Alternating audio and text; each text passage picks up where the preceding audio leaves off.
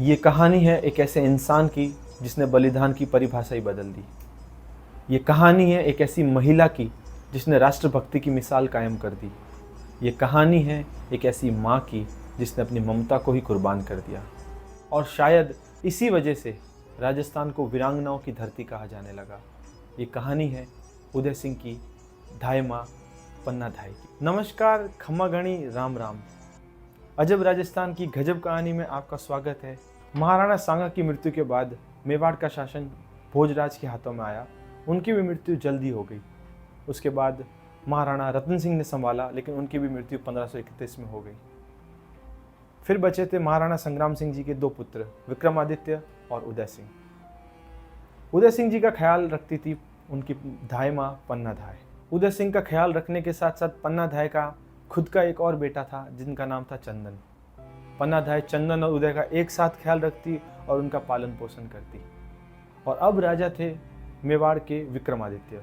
विक्रमादित्य लेकिन एक काबिल राजा नहीं थे। वो हमेशा भोग विलास में विलुप्त रहते थे और उनका किसी के साथ भी सही संबंध नहीं था।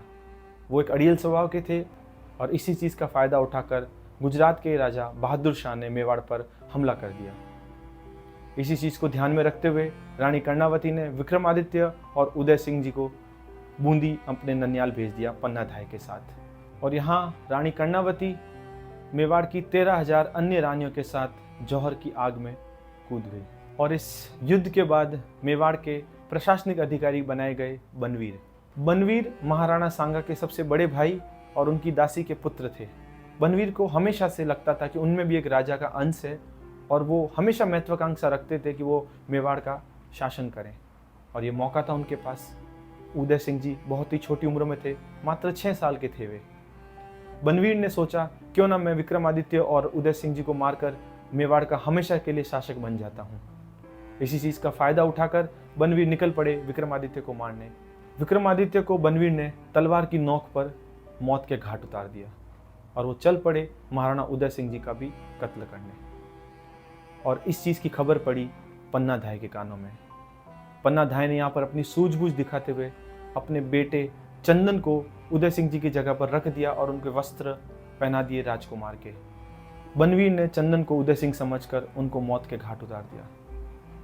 लेकिन पन्ना धाय की आंखों से एक आंसू तक ना निकला तो केवल लाल रक्त।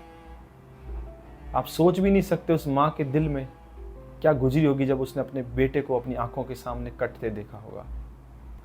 पन्ना एक उदाहरण है एक ऐसी राष्ट्रभक्ति का, एक ऐसे राष्ट्रवाद का जिनका शब्दों में वर्णन नहीं किया जा सकता।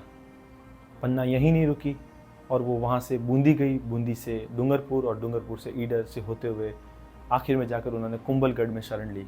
और उन्हीं के प्रयासों से आगे चलकर मेवाड़ के महाराणा बने महाराणा उदय सिंह जी। लेकिन इतिहास ने पन्ना के साथ क्या किया?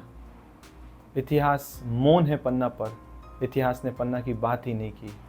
आज मैं और हम जैसे अनगिनत लोग पन्ना के बारे में बिल्कुल नहीं जानते। पन्ना धाय एकमात्र ऐसा उदाहरण है जिन्होंने राज्य भक्ति के लिए अपने स्वयं के पुत्र का बलिदान दे दिया। पन्ना को किताबों के पन्नों में दबकर नहीं रहना चाहिए। यह हमारा कर्तव्य बनता है कि हम आने वाली पीढ़ी को पन्ना की कहानी से ज़रूर अवगत कराएं। इसीलिए इस वीडियो को ज़रूर शेयर करें। जय हिंद।